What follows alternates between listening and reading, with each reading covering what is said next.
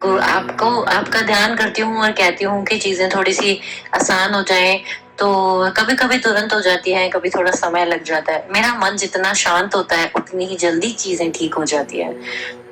सबसे बड़ी चीज जो मैंने सीखी वो है गुरुजी, पेशेंस रखना और सरल शांत होना।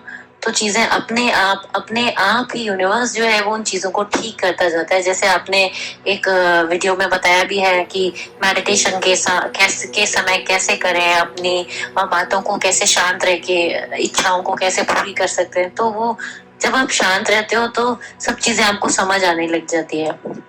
आप इतना सारी बातें बताते हो गुरुजी, इतने सारे वीडियोस हैं, बहुत सारी अच्छी चीजें सिखाते हो, लेकिन वो समझ उस वक्त सिर्फ सुनते हैं और दिमाग में रह जाती है। लेकिन जब शांत होते हैं तो वो समझ भी आती है और जीवन में जो चीजें चल रही हैं वो ठीक भी हो जाती है।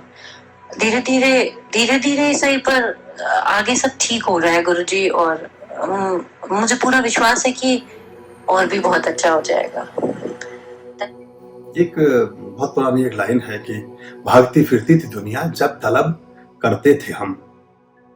भागती फिरती थी दुनिया जब तलब करते थे हम, छोड़ दी हमने तमन्ना बेकरार आने को है।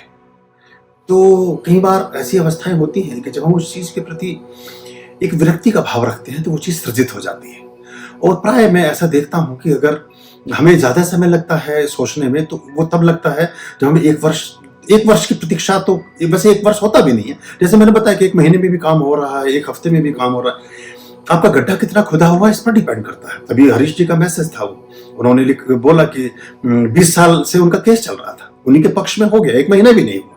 तो ऐसी चीजें घटती हैं, थोड़ा सा धैर्य तो रखना ही होगा। और हमें ये नहीं पता होता कि हमारी जो जंजीर का सिरा है, हमारे ऐसा माने कि जैसे आपकी 27 कड़ियों की एक माला है, उसमें 27 मोती हैं। अब कौन से मोती से माला टूटी हुई है, वो मोती आपका जो खंडित खराब है वो 27 नंबर का है, वो 22 नंबर का है, वो 12 नंबर का है, कि 7वें नंबर का है, कि पहले ही नंबर का है। अगर पहले ही नंबर का मोती खंडित है तो पहले ही हफ्ते में, पहले ही 15 दिन में असर आ जाएगा। और अगर वो आपका चौथे नंबर का, तो इस गति से कई बार होता है 27वां ही खराब है और अपने माला का मन का फेरना शुरू किया, सबसे एंड में उसका नंबर आएगा। तो सबसे अंतिम सप्ताह जब होगा, जो सबसे अंतिम पखवाड़ा होगा, इस दिन जैसे सपोज कीजिए आपने 1 जनवरी के महानुष्ठान किया, तो आपको परिणाम फिर 15 दिसंबर के आसपास जाके प्राप्त होगा, 10 दिसंबर के बाद प्राप्त होगा फिर परिणाम, अगर 27वां मोती खराब है। मतलब एक उदाहरण के तौर पर मैंने ये बात समझाई।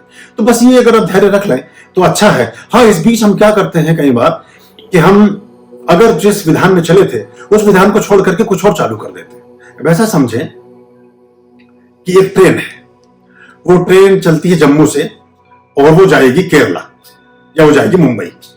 अब हम चलना शुरू हो गए, जैसे चंडीगढ़ पहुंची या वो मेरठ को टच किया, दिल्ली को टच किया, हम बोर हो गए उससे, बड़ी धीमी चल रही है, अभी 1 डेढ़ दिन हो गया यहाँ पहुंची है।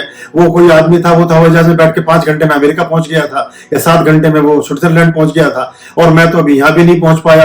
वो उतर के आप किसी बस में बैठ लेते, अब यहां से गड़बड़ हो गया काम। तो आप जिस विधान को आपने अडॉप्ट किया तो छोड़कर कुछ और चालू कर देते हैं अपनी, ये भी हमारे से ग्रही कराते हैं। तो अगर आपने पथ ही बदल लिया तो फिर उसमें और गति आएगी। फिर हो सकता है कि आप अभी जो आप ट्रेन में बैठकर चले, आप उतर के चंडीगढ़ में या दिल्ली में, दिल्ली से उतर करके जिस आप ऑटो में या जिस बस में बैठे, पता चला आपके साथ लूट हो गई या उसका एक एक्सीडेंट हो गया।